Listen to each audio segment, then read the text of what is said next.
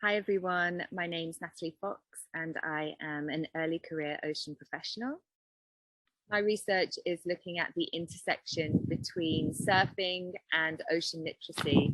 So essentially, what ocean users experience when they spend time in ocean ecosystems and how that might give us insight into humanity's relationship with the ocean.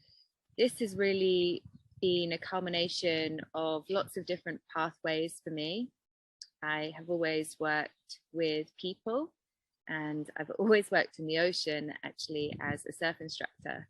And so it wasn't until recently that I decided to return to studying and to try and bring some of the thoughts and questions and also some of the challenges that I'd faced as an ocean user and as a teacher within the ocean environment and how marine social science might be able to solve some of those challenges.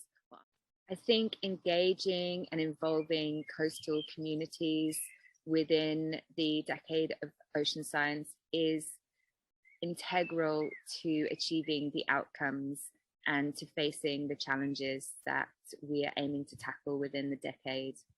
The people that live by the ocean, that spend time in there, that depend on the ocean for their well-being, for their socioeconomical basis, it's something that is fully integrated into their life.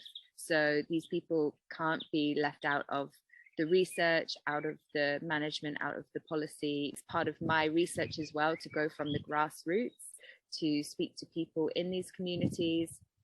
And I think it's really important that on a global scale that we register just how important these people are. If COVID and these challenges have taught us anything, tapping into adaptability, resilience is really important. And also networking, there was a thread that managed to weave its way throughout my course that allowed me to finally get my paper published. And it wasn't through the university that I was studying with. It was actually for a conference that I'd applied for a year ago. I'd been introduced to an email thread and met some other professors. And then because my university weren't actually specializing in the type of research that I was doing, they wouldn't support me financially to publish the paper. And so through this email thread, I found another professor that would be willing to co-author my paper, and the institution that she's based at actually would then support the paper financially. So with that story, I'm just saying to follow up with people, to try and network and to try and make sure that you connect with people, because if you find someone that believes in you, that believes in your research, then it can really change the outcome. I found that communications and being able to present has been really vital. And I'm constantly finding myself in a position to work on that.